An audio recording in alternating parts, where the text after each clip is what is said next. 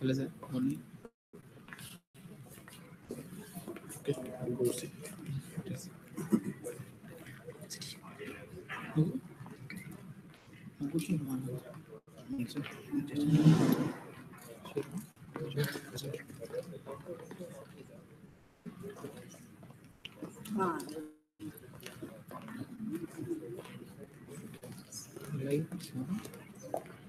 Assalamualaikum and very warm welcome to Professor Tan Sri Datuk Dr. Haji Muhammad Hanifah bin Abdullah, our Pro-Chancellor and Executive Chairman,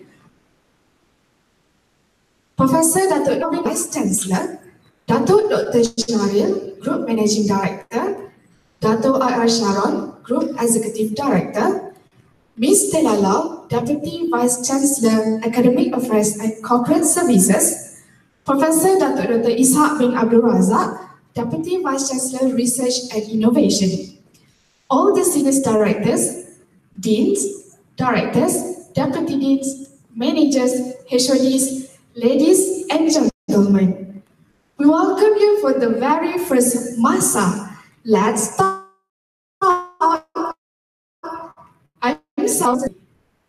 Let's Talk is stand for leadership, education, technology, science and society, knowledge, ideas, develop motivation, and provide insight into new subject area.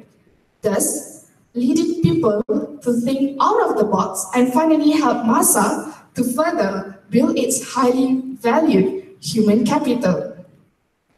This brilliant idea is come from our Group Managing Director and also Group Executive Director. Without further ado, hereby I invite Datuk Dr. Sharil for the opening speech.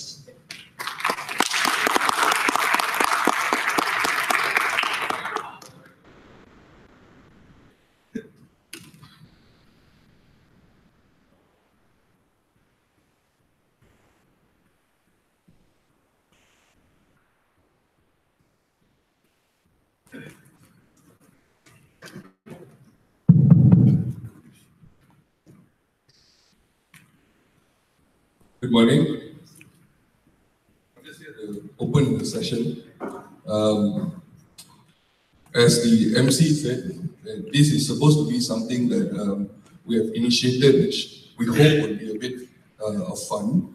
The word Let's Talk, as you mentioned, is about leadership, education, technology, science, and society, right? So it's pretty much inspired by the TED Talks. However, we are calling it Let's Talk for reasons unknown, I guess. But I suppose the acronym is why they chose it. Now, the objective of this program is to enhance knowledge, develop motivation, provide insights into new subject area, thus leading people to think out of the box, and perhaps help Mahsa to build a highly valued human capital. We are planning for 4 sessions per year where we will invite speakers to participate in this talk. So it's not just us talking, so it will be others outside as well. This is the first session, and as such, we've decided to get an eminent speaker, Tan Sri, to open the session. The modes of the talk are meant to be casual, so you don't really need to wear your jackets and come. You can grab a coffee, you can walk about, but please try not to talk when the presenter is talking. Try to be, I'm hoping that the talks will be entertaining and funny, though it could be boring as well. We will see how it goes. But I've told them to keep it short and entertaining. So today we have Tan Sri, and we have Dato' Isha, and we have Stella. So I hope there's a bit of competitiveness. So we'll rate you all on your talks, and then maybe issue some merit points. So to set the stage alight, we have Dato' Ishak versus Stella today, and let's see how it goes. Now, as much as it's supposed to be done with a sense of humor, I don't want us to talk about work processes and so on and so forth. So it has to be something that's interesting. We can talk about anything, you know. I was thinking of talking about ancient civilizations and boring, you know. But you know, so it's anything. However, the content has to be something that helps us achieve, in some ways, the vision and goals. All right, perhaps perhaps more in character building. So, anyways, I do apologize for the last minute talk, but moving on from next year, I think we have scheduled these things. We will block off a Thursday every week where we will have a free period, and this will be used for talks, meetings, and all sorts of other things like town halls. So we will try to standardize this moving forward in 2018. So that's about it. Let's start off with Tan Sri, and I'm supposed to launch this, right? Huh? He's supposed to launch it. Okay, so can I invite Tan Sri and Dato' Khairul to come up so that we can launch this. And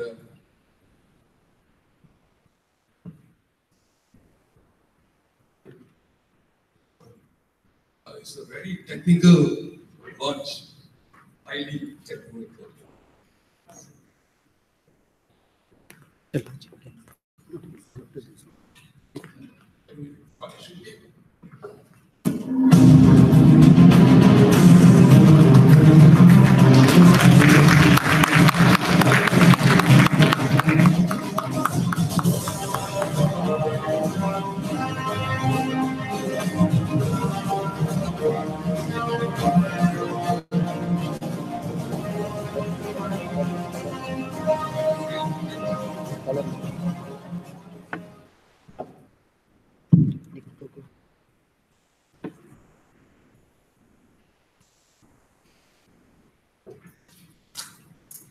Thank you, Dr. Sharil and Prof. Dr. Khairul Anwar.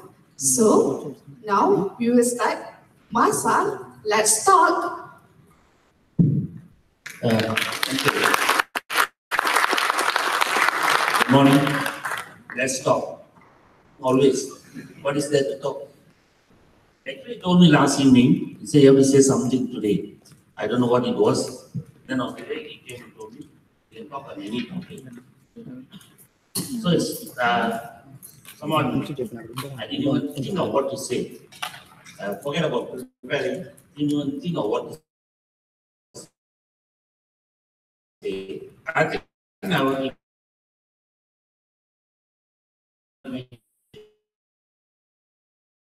say a few things.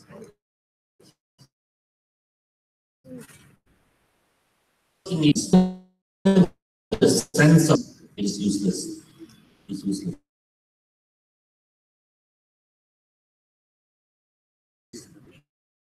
You must give doesn't what it is. 100,000 salary. The organization 1,000 salary. But you accepted it and joined the organization. Maybe your reasons for joining. But till you leave, until you say goodbye, you are duty bound to give 100% all your effort and work to the organization. Without that, no organization can survive, no company can prosper, no institution can thrive. This is my simple analysis. I know many of us think we are worth gold, but you get paid by nickel. But that doesn't matter, you accepted it. Once you accept it, we expect 100% loyalty. We expect you to be part of the team, not be there and sabotage the team. That is very bad. If anybody feels like that, I think attitude will go with you everywhere. You will never grow. Nobody in the world can satisfy one's ego. You will ask me, am I satisfied with what I have today? What I feel? No, I'm not. I'm not. I want much more. If possible, I want to be the Bill Gates. Yes, I want to be the Bill Gates. So what do? Go and sabotage other people. Sabotage Bill Gates. Sabotage him to be, I want to be the Bill Gates. No, you have to work for it. You have to move on. If you think that's not the place for you, if you think this is not the job for you, you must move on. Let me share a story with you. A gentleman went for an interview. The job is office boy job. So he went for the interview.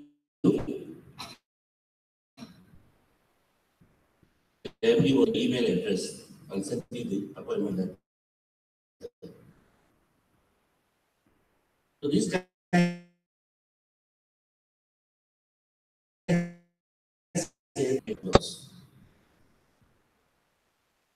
he walked out of the office. In his pocket there was only 10.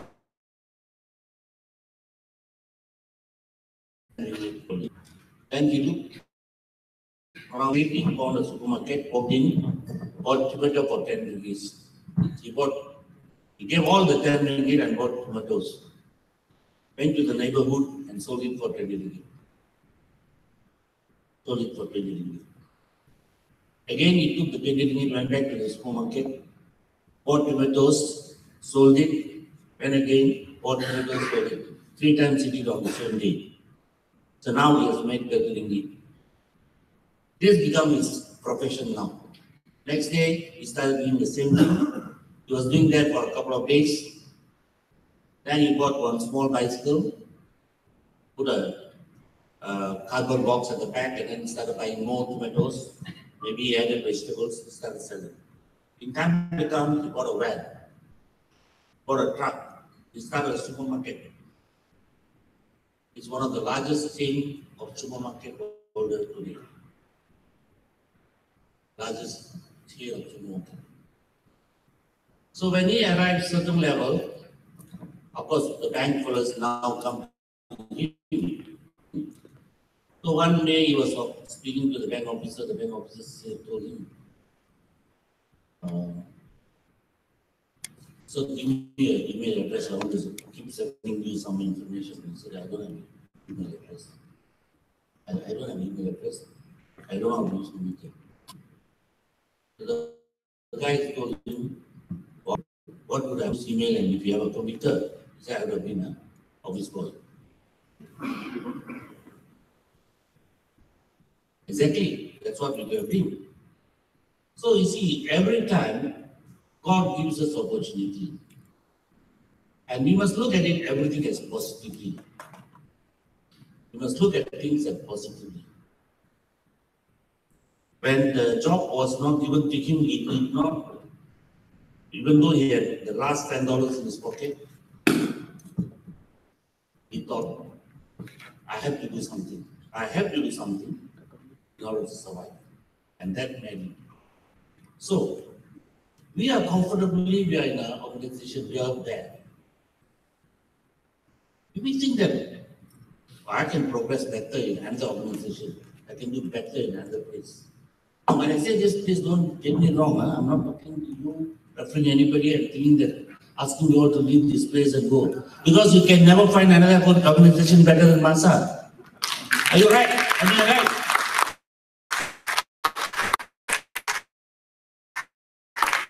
Okay? But what I want to tell you is that we expect 100% from you, that's all. We expect 100% from you. That's it. It's not like I count the days, I count the numbers, I count the hours, I count the minutes, I count the seconds. So it has to be reciprocal. It has to be reciprocal. Then the management also, it cannot be one, anything cannot be one-sided, it cannot be lopsided. So I think it is, what is important is whether it's your own job or you're working for somebody, 100% effort. If not, you will never achieve.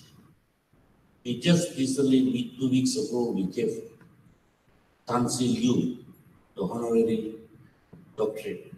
What did he say? Who was he? Who was his father? Who was his mother? Father lorry driver, mother rubber taper.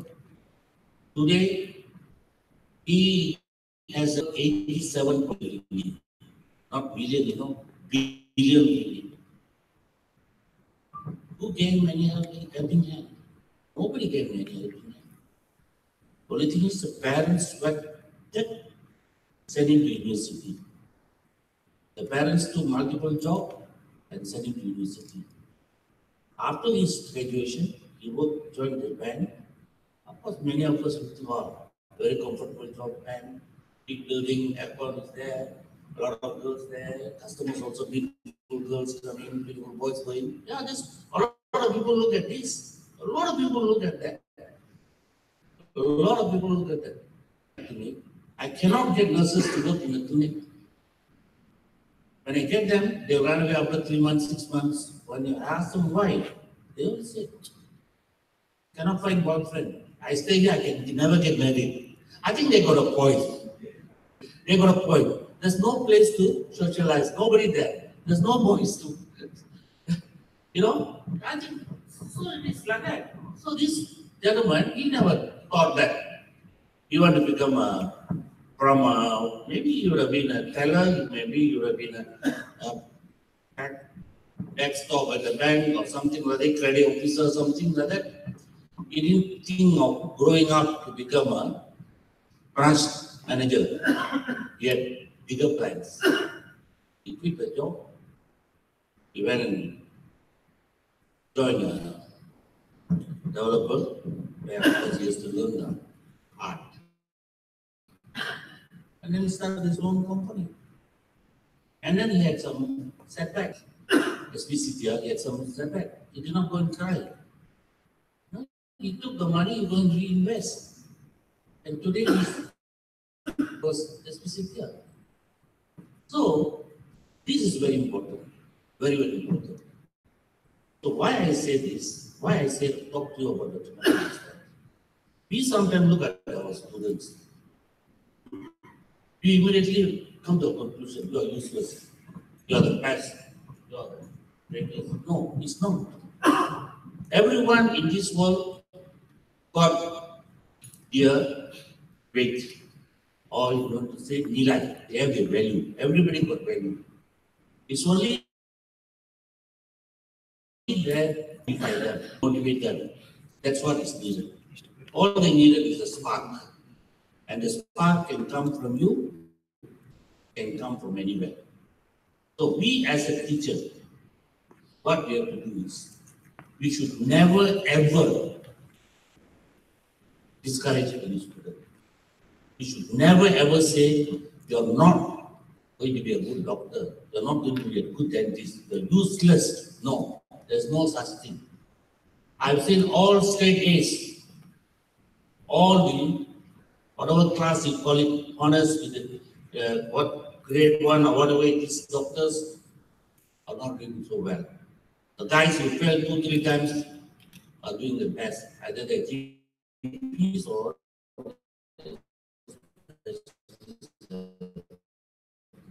they are very playful when they are in the undergraduate studies. They will be more responsible. Some of them it takes longer time for them to do. Some of them very fast, some of them a bit longer. So it doesn't mean that they're no good. Everybody is good. So when I hear there is attrition rate so much, I feel very hurt.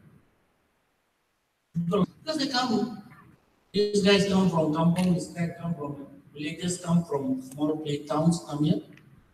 And then they see other students, they talk well, and communicate well in English, they can communicate well in English, so they feel frightened, they feel threatened. So they want to give up. But as a teacher, what do we do? Do we motivate them? Do we encourage them? Do we give them? This is very important. He's frightened. Why? What made him frightened? Maybe other students could bully him, could say something. But we as a teacher, we should encourage him. We should encourage him. You must give the confidence. You must give the courage. You must tell him, don't worry. Don't worry. Huh? You can do better. There are 2 ways of telling, calling the parents. Don't worry. Next exam you can do better. Next exam you can do better. When you say that, the boy feels ashamed. The boy feels that, oh, my teacher is having so much of confidence on me, then I must do it. Rather than go and tell him, useless, you're not fit to do this program. One day I finished my formal exam.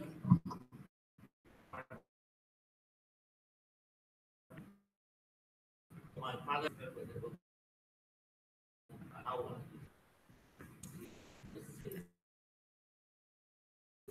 then after I'm climbing up the stairs, here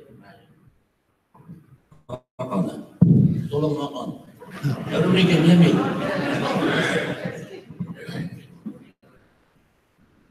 So my father was telling me, oh no, don't worry, you get all these. I heard that. Now I got question now. I said, oh, my father got so much of confidence on me that I can't let him down. So this is all small things, what we can do. These are small things that we can do. We can motivate others.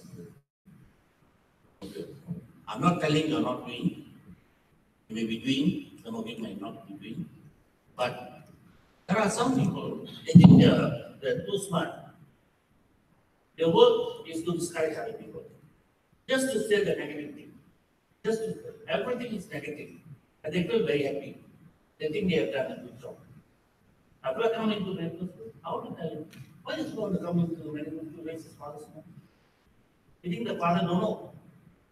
The parents don't know? Or the guardians don't know they are spending so much money? They're sending to medical school. Are you the one who is going to determine whether the money is going to be wasted or not wasted? And the parents are willing to spend the money. No, I'm not trying to defend Mahsa. I'm not trying to tell you because the student come here, we are chasing away. No, it's not what I'm telling. It is the right of the parents, it's the right of the student. It is his or her wish. Maybe some of them, the parents want the children to be doctors, but doesn't matter. But they want somehow or other, they want the child to study. Try to study, not only medicine, anything for that matter. Then who are we to discourage them? Who are we to tell them, you're not made for this? Day one, you come in, you're not made for this. Then you're made for what? Like to sleep at home. No, everybody is useful. In this world, everybody is useful. There's a saying in Tamil, even a toothpick got its uses. So the toothpick, how do you make? Come on, every meal I need the toothpick. If not, means I'm in trouble. You know? So everybody is needed in this world. Everyone is useful. We are nobody to discourage. And I think that will be the biggest sin we do. If you're going to discourage somebody, that will be the greatest sin. I will never do that. I will always not do it. I will never do what. If you do what's a big deal. Or if you mention what's a big deal. Definitely there are so many parts for me. There are so many things.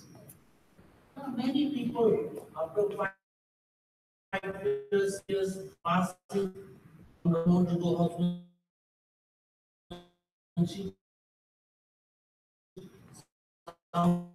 After doing, I, I don't know. I have left medicine for 30 years already now. I will do.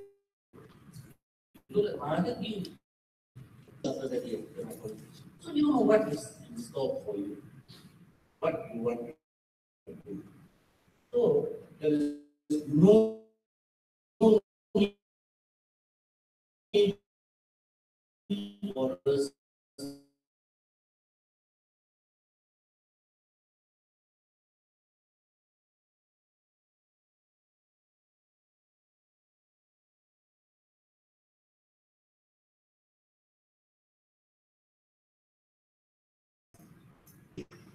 We would let's encourage them rather than do negative feedbacks.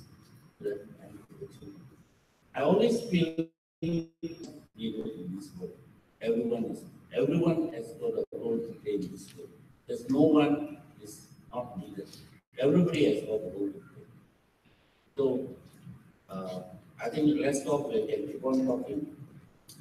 We are going to talk more often, and we are going to call some of you to talk also. It's not just we want everybody to come and talk and share your views and your experiences. What's important is make this session a lively one. Sometimes, like our clinical sessions sometimes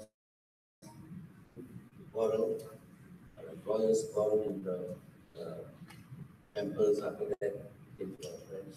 You can always talk. I mean, there's no need to agree each other's. So we can have difference of opinion. But at the end of the day, somebody has to take it. So once we have the difference of opinion, we decide that there's no way we can argue on it. Once we decide. So we have a dean, the dean calls for sure. There's no way.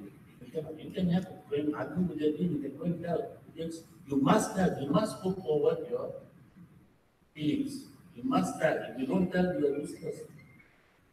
Just take, for example, the cabinet, the previous cabinet. If all of them were put down and told the Prime Minister this is wrong, this is right, rather than saying yes to him, things would have been different. So it's not one-way traffic, it is a two-way traffic. I'm not getting involved in politics, but I'm just telling you an example.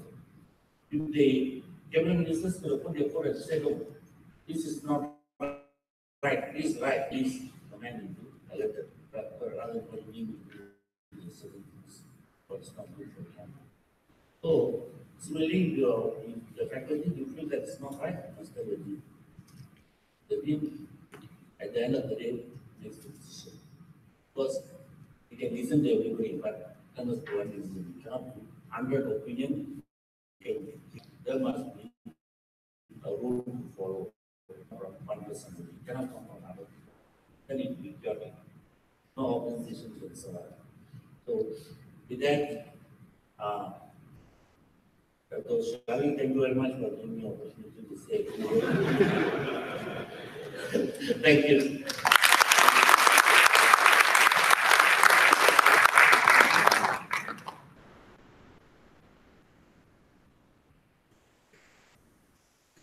Thank you, Tan Sri, for your inspiring words. Next, I would like to invite our next speaker, Professor Dr. Ishak, to the stage. The topic is Leader in Me.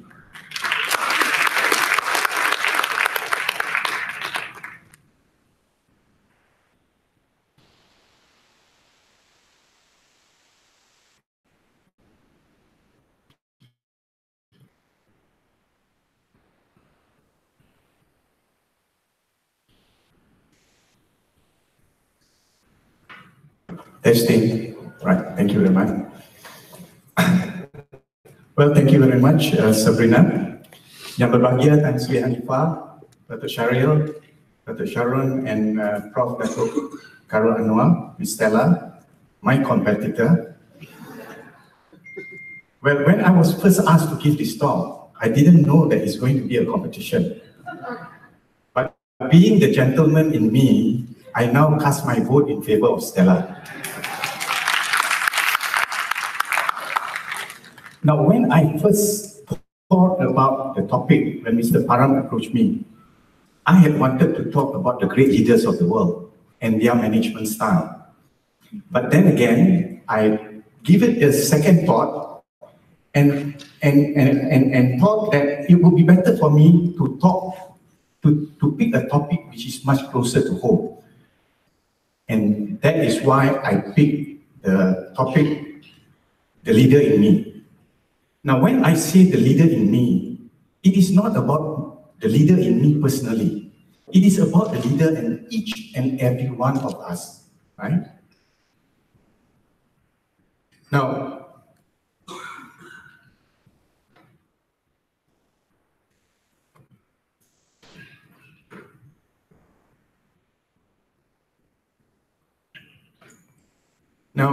we know that leaders are people who are put in position of power or authority, right?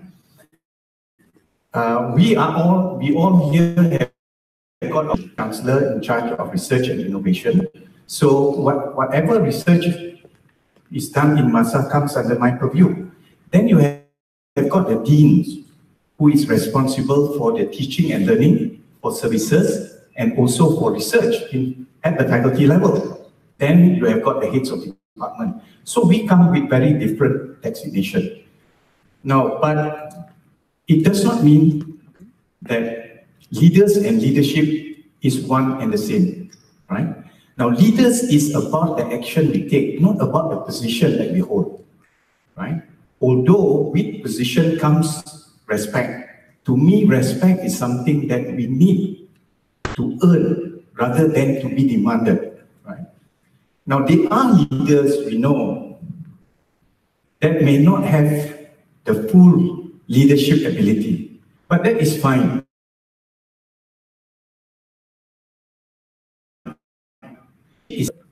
Great leaders learn along the way, right? Now, we may have leaders who can excel given any leadership role, but they are leaders who may need to be helped along, right? So, I've got the leadership, but fully their leadership role, not a position. We say that you are put in a position of leader, being a leader. Now, it carries along with it great responsibility. The higher you are up in the organization, the higher is your responsibility. You cannot be you cannot divorce leader power and responsibility. You cannot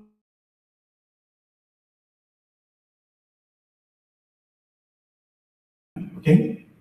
We are in the spirit of Christmas, so some of you may want to be Santa Claus. You have to carry the present because that's the responsibility. Yeah? Okay? Now, the quality of a leader is reflected in the standard they set for themselves. It is not just about your KPI. The KPI are actually minimum standards. You have to set standards beyond what management set KPIs for you. Then you become a true leader. Now, then we have to talk about inspiring leaders. When we talk about inspiring leaders, do we mean that they are leaders who can inspire others to achieve beyond what they themselves are capable of? That means they inspire people, they unlock people's potential to become better? Or do we mean that leaders themselves need to be inspired, right? Okay? Before they are able to inspire others? So people tend to follow leaders not always because they have to, but because they want to. And therefore, a human resource goal is not to hire people only because they need a job, but hire people who believe in what you believe in. And this is where we talk about shared vision. I would like to touch on the what, how, and why of getting things done. Now, very often we start to think from outward, inside, right? We tell people what to do. Now, in research, in my portfolio, I tell people you have to do research. And if you do research, it must lead on to a publication. And this publication must be of sufficient quality. You must win awards. You must be able to secure grants, right? And if you are able to secure external grants, it's even better. So a lot of people know what is it that is expected of them, but less people know about how to do it. Not all of you, or a lot of other people out there who comes under you, knows how to do a very good research. Research that have got few limitations, right? That leads to very good publication. But the most important thing is, why do we do it, right? Do we do it because we want to get better job prospect, right? Or is it because we want to, we are aligned with what Mahsa's vision is, right? Okay. So Simon Sinek, in his book, Start With Why, right, says that great leaders are able to inspire people if they start with why rather than start with what. And this is where we come to the next slide. Inspire a shared vision. Right? Now, if you look at that slide on your right, on your left, the birds are actually going on a path, on a single path, heading in one direction. And this is where, if you have got a shared vision, everybody goes along the same flight path. The worst thing that can happen in an organization is to have people who are moving at tangent to that common flight path, right? Okay? So leaders must be able to envision the future. They see what the organization can become and get others to see those possibilities. So a true leader actually is one who knows the way, goes the way, and shows the way. Otherwise, if you don't know where you are just like a ship, a sailing ship without a rudder, floating aimlessly in life, not knowing where you are or where you are heading. So the key questions that we need to ask ourselves in formulating a shared vision, the first thing we have to do is to ask ourselves, do we think about the future often enough? Where do I see myself in the next 1 year, 5 years, or 10 years? Are we just looking at the shoreline, or are we looking at the horizon? Or even better, we are looking beyond the horizon, right? So you have got your plan well laid out. And do I make others part of this shared value? Because you cannot work alone. You cannot work in silos, right? You need other people to share that vision with you. Yeah. Now, what big picture goals do I see for the team's future? Right? You have to inspire the teamwork. How do I talk about my vision for the future? And do I show others where they fit in this vision of the future? So you have to tell people, right? You are this part of the puzzle, right? So everybody knows where they are placed within the big frame. Now, however, just having vision is not good enough. Leadership is the capacity to translate this vision into reality. And therefore, you must have this. The importance of having the right strategy.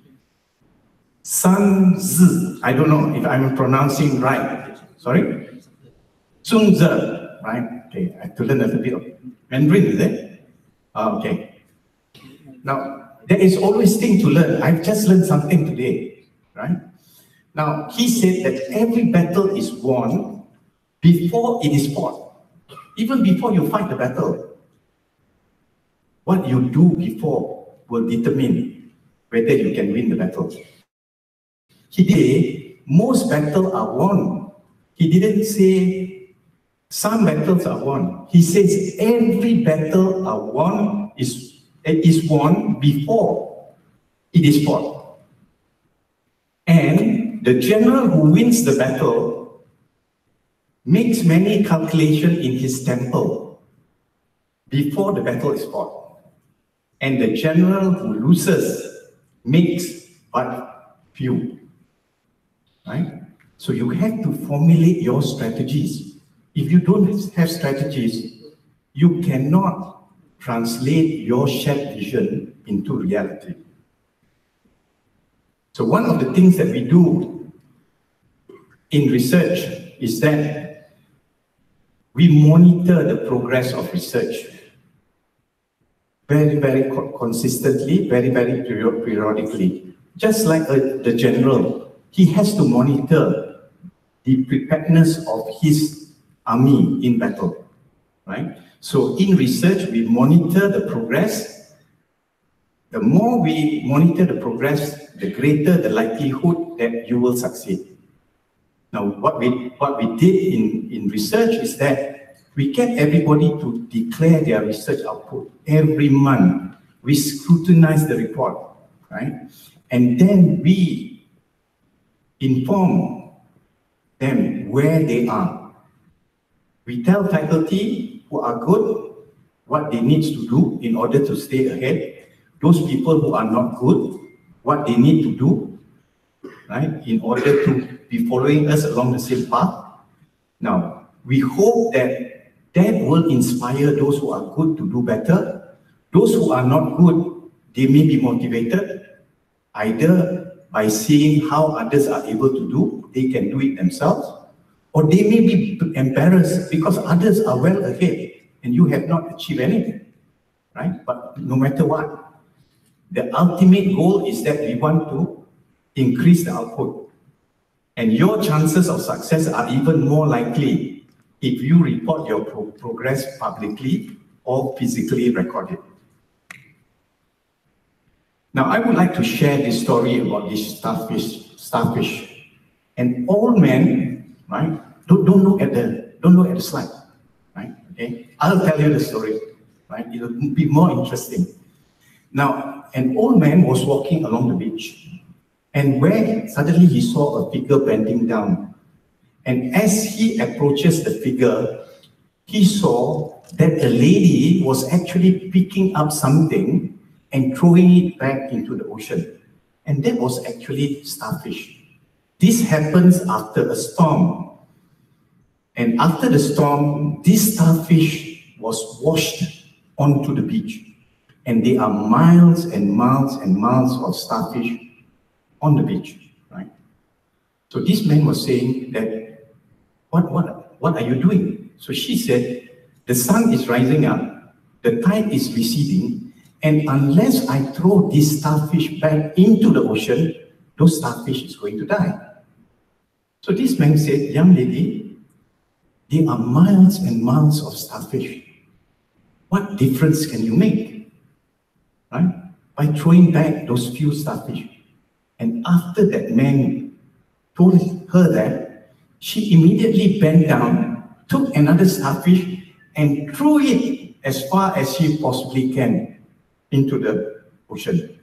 And she said to that man, well, it makes a difference to that one, right? Okay. Now, what lesson is it that we can learn about this starfish story? Now, we all have the opportunity to create positive changes, but very often we procrastinate. And the very common excuse that we hear, even in Mahsa, is that I am really very busy. Everybody is busy. Yeah. Okay. And how much of a difference can I really make? Or they say, well, the challenge is so overwhelming. How can I ask people to do research when previously they were not required to do so? Right? The challenge to them seems insurmountable. So, if we are not willing to risk the unusual, you will have to settle for the ordinary. Right? So, you have to be creative. Break the big challenge down into smaller pieces, and then take those one at a time, like the starfish.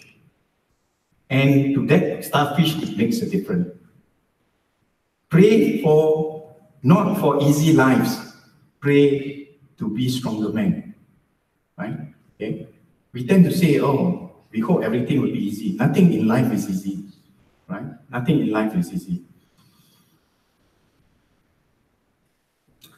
Now, if you change nothing, nothing will change.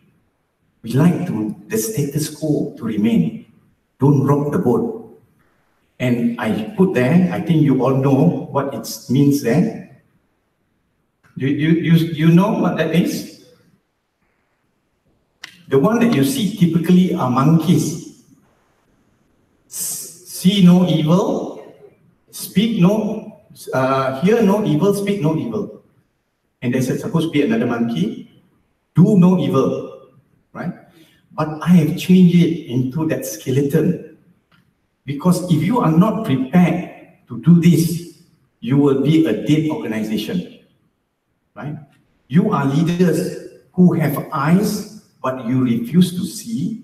You have got ears, which you refuse to listen, right? And you have got mouth, which you refuse to speak. There are times when things people may not like to hear, but which are things that require saying, right? Okay? So it is not about being popular leaders. Popular leaders may not be effective.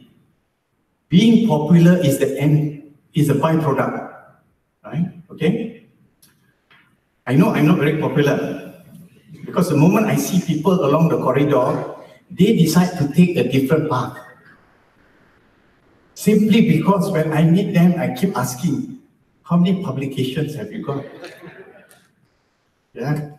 But it's okay, it's okay. They are coming, they are rallying now behind me after they understand why I am doing it. Yeah? Okay. One is not doing anything at all. One is about doing the same thing over and over again and expecting different result. Why is it that you want to do the same thing all over when the results are not forthcoming? You got to change. And this is where you have, in order to succeed, one must be creative and persistent. Failure. Tan Sri mentioned about failure earlier. Failure does not come from falling down, right? The life path is very long, winding, narrow road, right? They are bound to be failures. But take it positively. So, if you decide not to come up after you fall down, then you're a failure. But failure comes from not getting up, right? Okay? You are not able to bounce back, right? You learn from your failures. I tell students, look, if you are doing an experiment once and you get it right, very good. Which means that you know of one way of doing things right. And then I'll tell the student, right, that if you are doing the experiment 4 times you get it wrong, and 1 time you get it right, and if you can learn from your failure, you are much better than that person who does it once and get it right. Simply because now you know 4 ways why the experiment can go wrong, and 1 way of getting it right. So again, it's a learning experience. Do not find fault. Tan Sri touched on this. The only thing is that I put a quote to it. Don't find fault. Don't find a remedy. Right? Okay. If the students fail, hey, it's you. You didn't study. Right? You didn't put enough effort. But then we have to ask ourselves: have we made the situation conducive enough for them to learn? Have we put in enough resources? Right? Now, if at first you do not succeed, try and try again. Right? Life is about failures and getting up. Right? If you don't get up, it means one thing: you're dead. Yeah. Start by doing what's necessary. If you find it difficult, those necessary things you have to do, then do what's possible. And next, you will find that you will be doing the impossible. It is always seem impossible until it is done. Now, I got this quote actually when I was walking about in the, see, some of you are smiling. When I was walking about the different faculties, right? I find this on their board very inspiring. But I don't know whether they practice what they preach, right? Now, the function of leaders is to produce more leaders, not more followers. If you want to go for a quantum leap, you have to create more leaders, not followers. Followers, there are enough followers. Within the followers, you have to create leaders. Yeah. Just the other day, on my walkabout to one of the faculty, a senior professor told me, said, look, I have done 2 publications. Right? It makes no difference if I were to do more, because I have already got the maximum marks. So I told him, look, you have got 2 publications. If a lecturer, he's a professor who has been here for a couple of years, and I told him, look, if you have got a lecturer who has done 2 publications, what difference is it between him and you? Right? You are a professor. Okay? So you must do a lot more in order to set a very good example.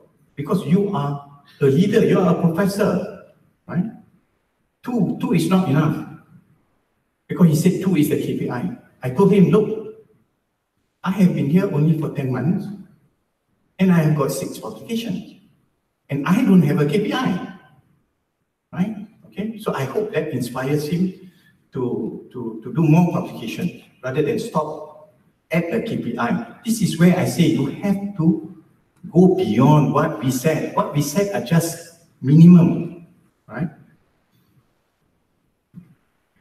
Okay, just a few more slides, okay? So coming back to this, let's summarize this. Characteristic of an inspiring leader, you must have crystal clear vision. You are able to see forward. You express unerring positivity. You are able to see the bright side of almost anything, right? Do not be discouraged. If we tell you, or rather if we scold you, right? We don't scold lah. We just tell you that, you know, perhaps you have not done this, right? Take it positively. Take it as a challenge. Move on. What better things you can do? Yeah, okay? Inspiring leaders listen. They put their ears to the ground. They communicate impeccably, very, very well with members of their team. They are very passionate in what they do, and they work as a team. Now, it was Helen Keller who said, alone we can do so little, together we can do so much. Now, the secret is to work less as individual and more as a team. Coming together is a beginning. Staying together is progress, and working together is success. So we have to inspire this teamwork because the acronym TEAM means together everyone achieve more. And ladies and gentlemen, that is what Mahsa is all about. Mahsa University, be more. With that, ladies and gentlemen, thank you very much for being the attentive audience.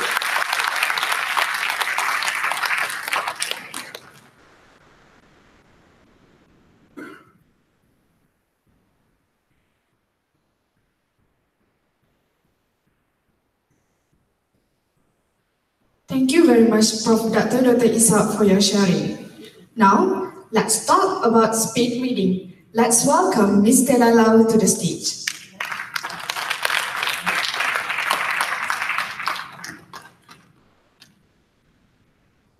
Good morning.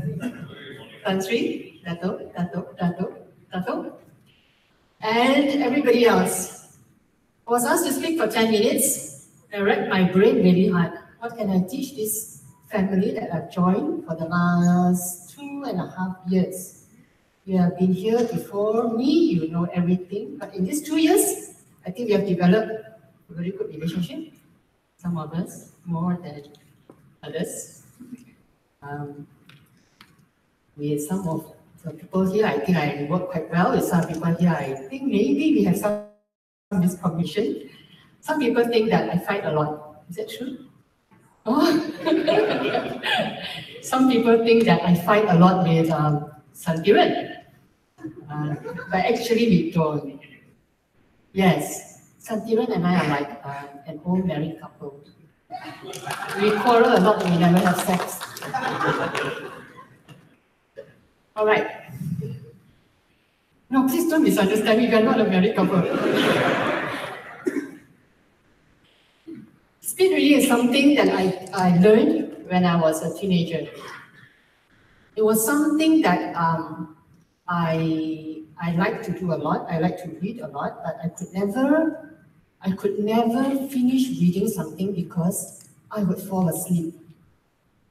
And then somebody one day told me that you fall asleep because your brain is getting really bored with your speed of reading. Your brain actually can read much faster than you're allowing it to. So, this is not something I made up. It's hugely researched. I was reading on an average speed of about 200 words per minute. I think all of us, national, international average is about 200 to 250 words per minute. If you are over 1,000, you're a freaking genius. This is probably the most famous speed reader of all time. You know him, right? Very famous man, quite handsome. Some people say look like Tan Sri. JFK, 1,200 words per minute, but he's not the record holder. The Guinness World Record holder reads at 25,000 words a minute. That's how big is the average book? 1,000 pages. This is like less than 5 minutes of reading. So when we first learned, if I can bring you back to time when you were 4 years old, 3 years old, when you first learned, you learned one-syllable words, right? I am. Try to join the two letters together and you come up am.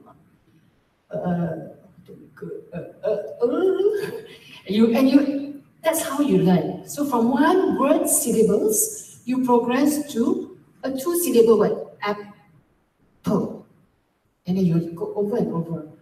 If you learn Bahasa Malaysia, you would learn something like B-A ba, C-A cha, ba cha, right? Unfortunately, you stop learning them. You have learned word and you have trained your eyes to read word, word, word. You have never learned 2 words at one time, 3 words at one time, 4 words at one time, 1 sentence at one time. So this is what we have been doing. We have trained our eyes to move only word by word. And sometimes we find that we don't understand it, and then we go back and start all over again. What did I miss out, huh? And that's it. That's why you fall asleep. That's why I fell asleep. Because your brain is so bored with you. Another reason why we can't read faster is because we have this vocalization or sub-vocalization. What is this? It's reading out the words or mouthing the words. So we can only read as fast as you mouth our words. If you mouth it slower, you read at that speed. But if you were to silence your inner voice and you were just read as fast as your eyes can see, you will read much faster. I'm going to keep to the 10 minutes. Another thing is inefficient eye movement. Really good readers, they have trained their eyes to move at a faster speed. There's a way to train your eyes to move faster. And it's not looking at girls or guys passing down the street. It is by putting your hand at a book and just set the pace. Okay? Another reason we don't read faster is because of regression. Regression means we do that, but we don't realize it. We read one word halfway through, our eyes automatically, and sometimes we don't realize it, goes back to the front of the sentence, and then we go back again. We don't realize that we do it, but we do it all the time. And again, the only way not to do that is to put your finger or your ruler and just go down. And of course, with everything, there's a lack of practice. You just don't read enough. You don't read enough, you don't learn to read fast. So, I'm going to do this very simple exercise now. I'm going to ask someone to pass around a sheet of paper. When you get the paper, place it face down so that you don't see the words. Yes, it's a test, yeah? So please stay with me for this exercise. You quickly take it and pass it down the line, the row. Face down so that you don't read it yet.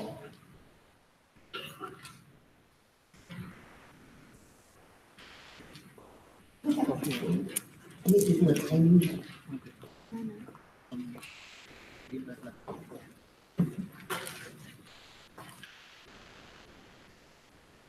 Okay, I'm going to time you. Don't open it yet until I say yes. Yes, don't. Teacher says don't yet. Okay. This is a very simple one page in Times New Roman 12 font size. Easy to read, no matter what your age is, I think.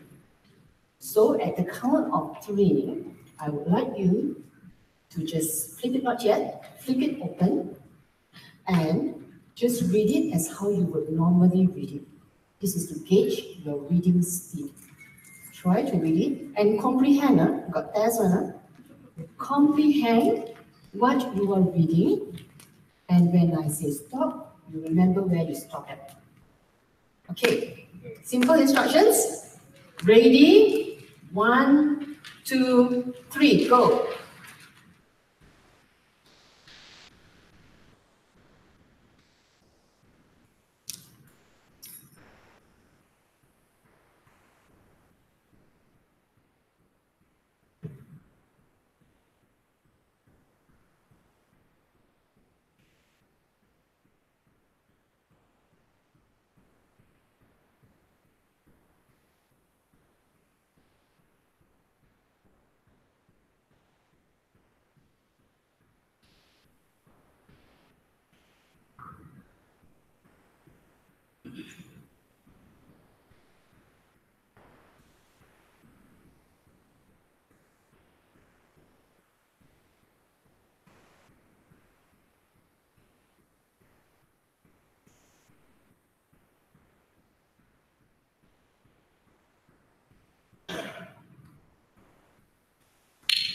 Stop. How many have finished reading? Okay. How many are at 3/4 of the page? No, half of the page. 3/4 of the page. 2/3. 1/2. Half of the page. 1/4. Right. So you know your speed, right? The maximum words is there. So if half, you can calculate. Anyway, the number of the words is written at the end of every sentence for your calculation. And you know, the reasons I gave you is that you are progressing slowly. How many find that when you're reading, the sub-vocalization happens? That you are mouthing the words, or internally there's a thing. Now, I run a workshop, I charge some money for it. No, actually, I don't. I used to, I don't anymore. So if your score is, this is your score, huh? Yes, I did.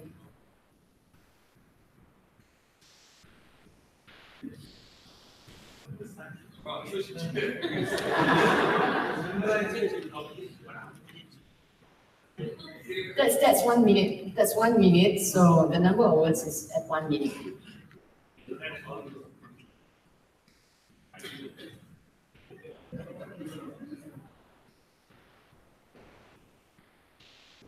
Okay. So let's just try, and this will just take 1 minute. Let's just try how fast you read. I'm going to flash some words on the screen. These words are going to be flashed and be gone in half a second.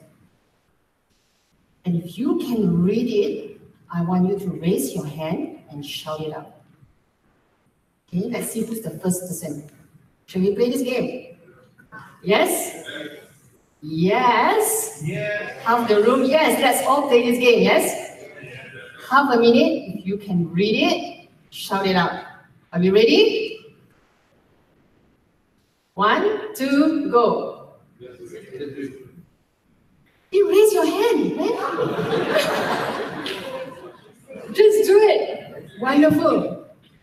So that you are now reading at 360 words per minute. Next one. Are we ready? More words now. No, next one. Ready?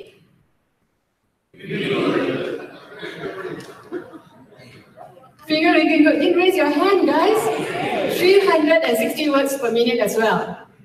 Okay, so we got that. Finger licking good. See what you're doing now? You're training your eyes to read in chunks, not word for word, definitely not letter by letter. We are progressing here, guys. Next one. The ultimate driving machine.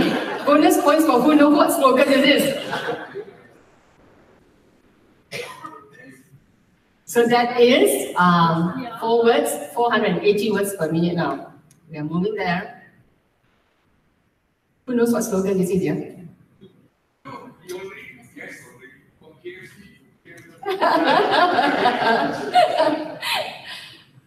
Next one. What's a favorite food of mine? Ready? Go. That's fantastic. In a half a second, you could read all that words. That's brought you to 700 words per minute. That's true too. That's true too. I should have given you a word that you don't know, right? But these are my favorite things. It's my enjoyment. Come on, it's my time on stage here. So it is. Have a break, have a Kit Kat. Thanks, Angeline, for the Kit Kat. Lastly, I have taught you in these 10 minutes, we have bundles coming up. Please teach your children, your students, how to speed read, and they will become better learners and better readers, and definitely have a more alert mind. They won't fall asleep. But please it comes with a warning. The warning is, you will never fall asleep again while you're reading. That's a curse that I am now living with. And sometimes Because your brain is trained to read faster, your eyes are trained to move faster, you automatically spot mistakes and your colleagues think that you are picking on them. It's not true. Just spot mistakes. Thank you very much.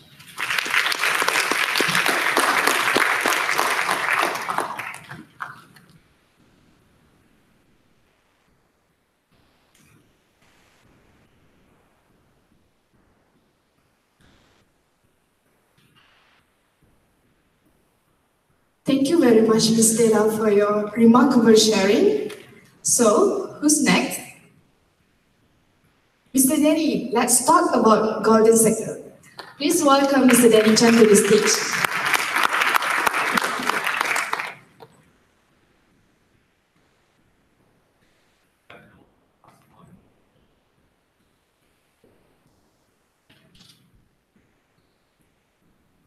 I don't read that fast.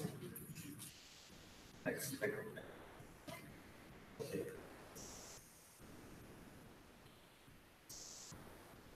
Okay, but I would like to make it very clear. Can you hear me? I'm not part of the competition. Hopefully I'm not a prize as well. And I know it's lunchtime, so don't see me as a chicken on the stage. Okay. So I do mine pretty fast. The golden circle. Before I proceed with this presentation, I did sit down with Prof. Isha and we have come up with something similar. Just presented one of the slides about the golden circle.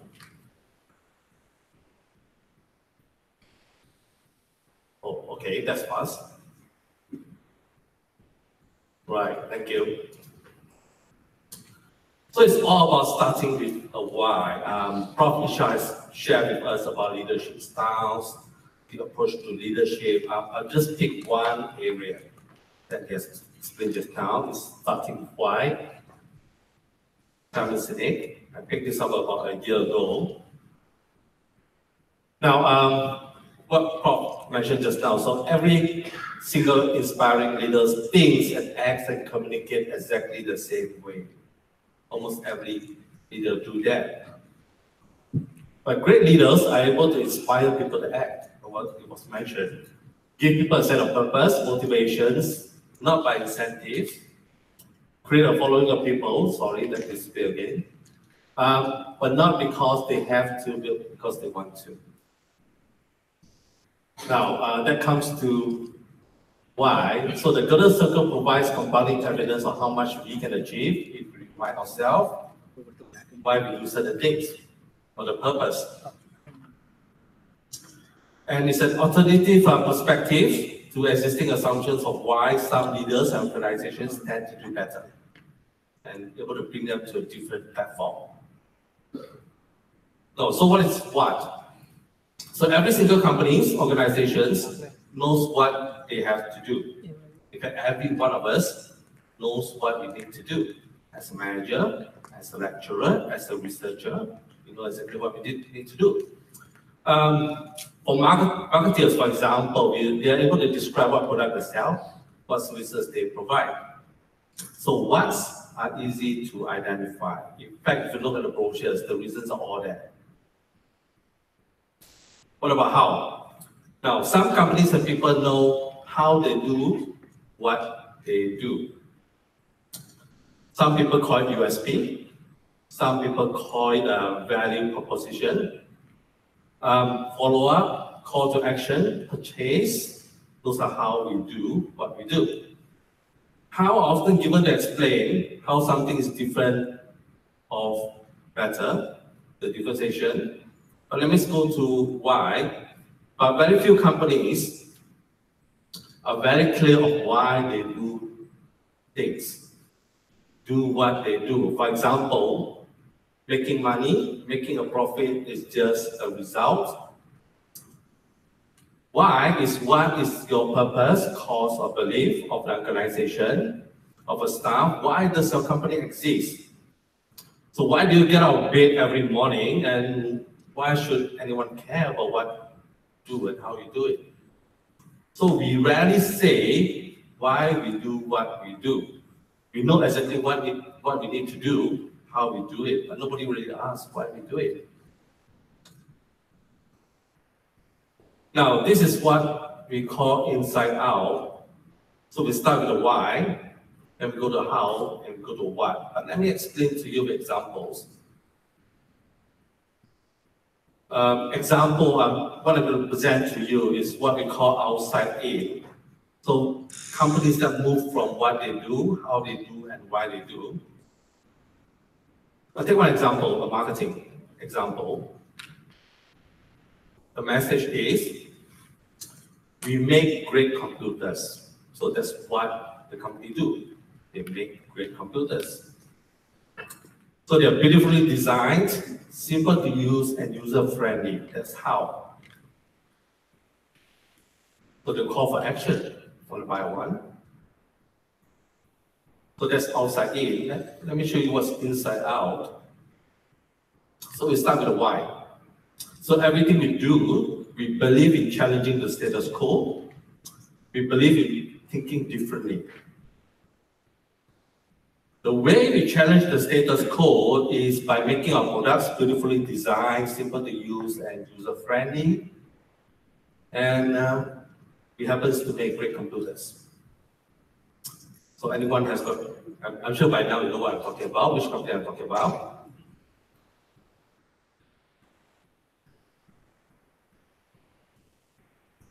I'm talking about Apple.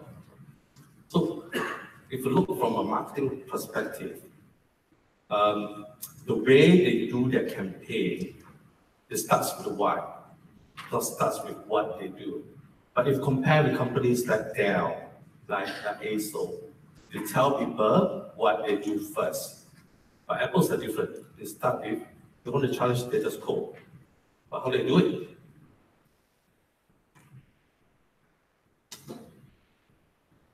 They start with a purpose, a cause, or the belief that has nothing to do with what they do.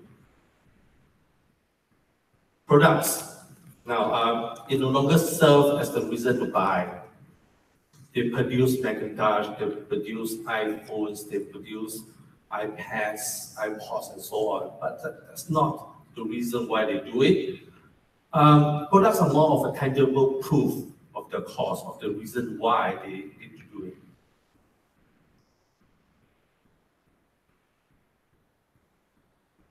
So they move from inside out as to why they do it. So what they do is that they create a loyal followers to their products. They build loyalty.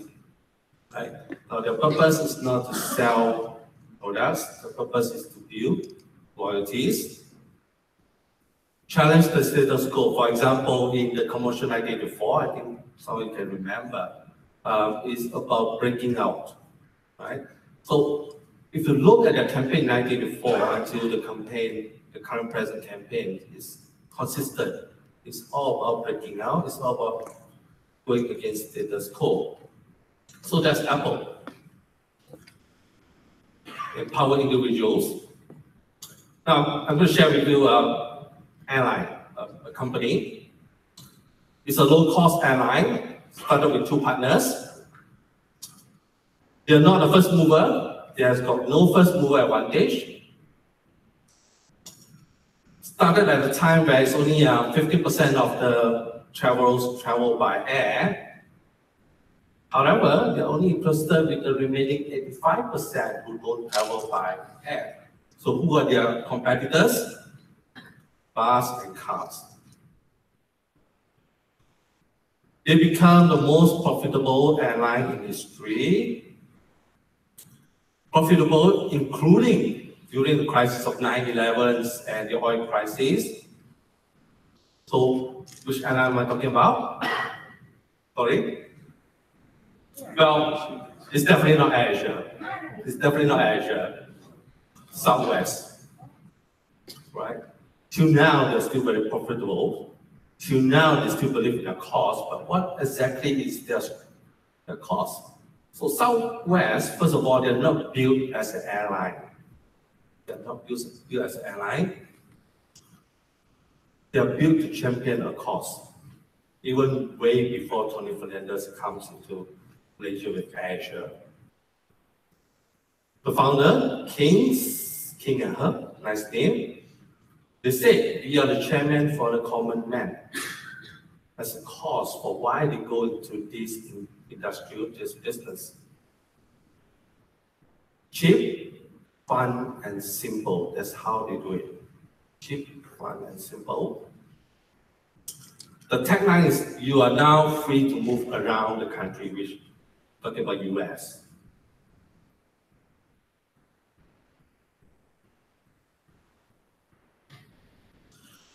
So it's a cause that looks for followers. What they're trying to do is that they're trying to create followers. They're not trying to sell tickets, but they want followers. Flying Southwest say something about who they were as the people, because they're talking to those people who takes bus and takes car from one destination to another. Loyalty that developed with their customer has nothing to do with price. It's not a price. Price was simply one of the ways the airline brought the cost to life. So again, they fall back to why they were originally formed, why they set up a company. It's not to set up as an airline, it's to provide a solution to common people. So let's talk about loyalty. So loyalty comes from the ability to inspire people. Times we just not talk about loyalty. Only when the why is clear, and when people believe what you believe, can a true loyal relationship be developed. So first of all, we need to know why. So as a company, as an organization, we have to be very clear about why, our visions, country's visions. So how do we bring this together with our people? Now again, back to leadership, to lead requires those who are willing to follow. Professor says that. It requires those who believe in something bigger than a single issue. To inspire starts with the clarity of why. Why do we do what we do? Now, Stella also showed JFK, and we also have Martin Luther King. Martin Luther King, you know his famous word, I have a dream. It's not I have a plan. It's not telling people what to do. It's sharing with people why he does it. JFK, I'm not talking about what you do for the country. I'm talking about what he says about sending the first man to the moon. And he managed to send the first man to the moon after he died. And people carried on with his dream to send the first man to the moon. And it's because he's able to send a very clear message as to why we have to do it, or why they have to do it. Okay, let me share with you my last example. I read this about a year ago in 10 Leadership. I love submarines. This is a captain on board of a submarine, a nuclear submarine. So he's a Navy career man, very professional. So he was told to take over a nuclear submarine, a new nuclear submarine called the USS Olympia. Right. So he spent 1 year researching the submarine, knows exactly what needs to be done, how to motivate the sailors, every buttons and all that. So 2 weeks before he's supposed to take over the submarine, he received a call from the commander and says that, well, I've got another mission for you. I want you to manage and to lead another submarine called Santa Fe. Now, this particular submarine is the worst submarine in the US history. Really, it's really bad. Staff are highly demotivated, right? And they don't know what to do. The submarine itself is in the bad shape. It's always been in and out of repair. So he was told to take over the submarine 2 weeks. So just 2 weeks. And he needs to learn everything. But he has got no choice, he went in.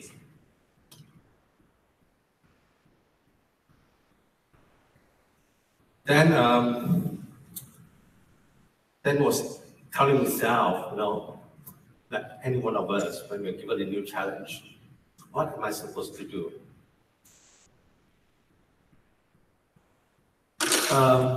The reason why I bring this is, let's imagine a world Imagine a workplace where everyone engages and contributes their full intellectual capacity, a place where people are healthier, happier, and because they have more control over their work, a place that everyone is a leader. That's exactly what he wants to do. But he's not going to get it in Santa Fe.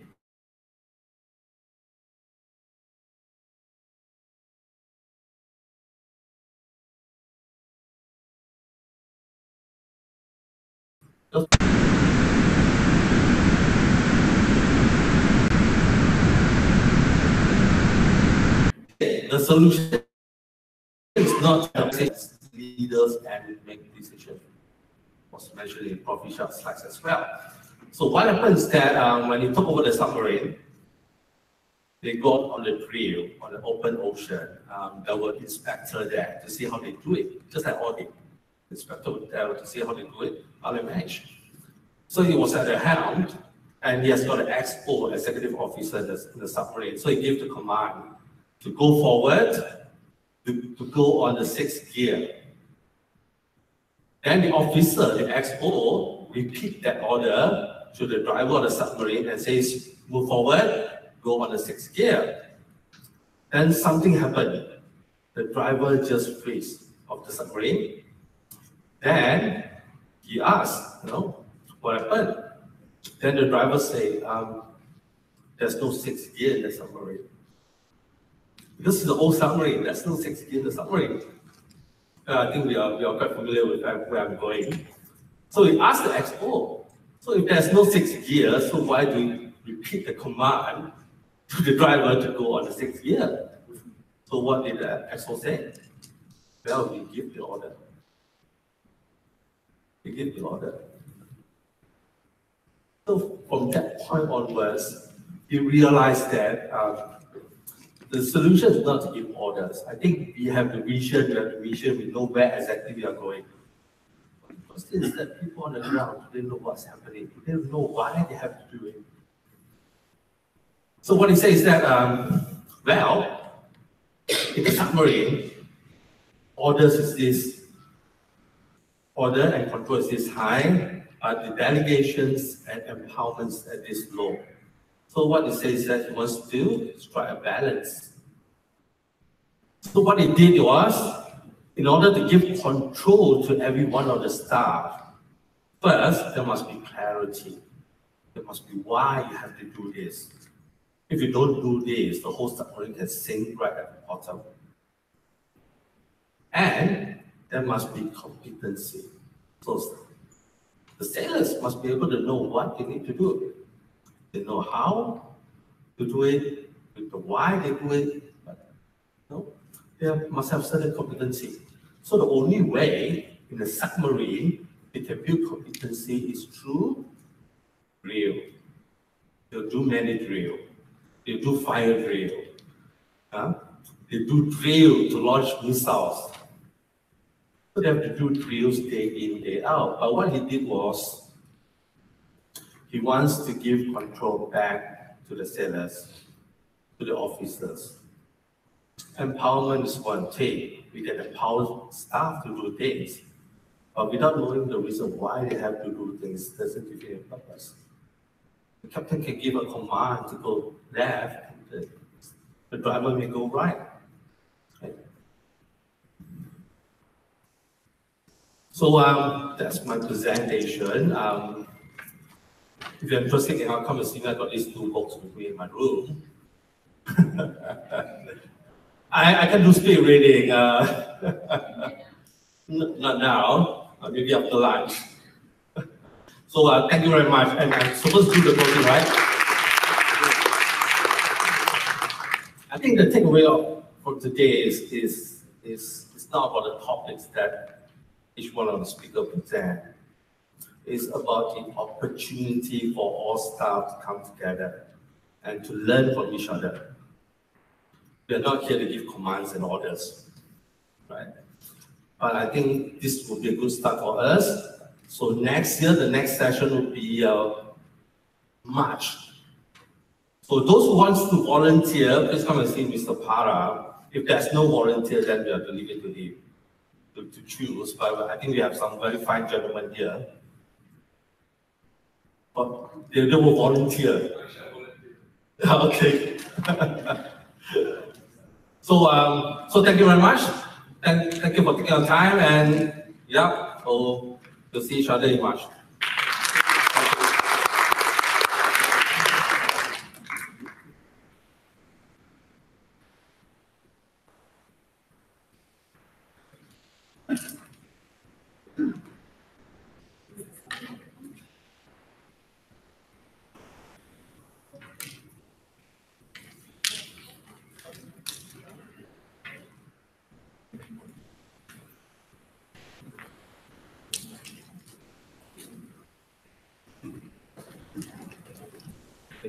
Thanks.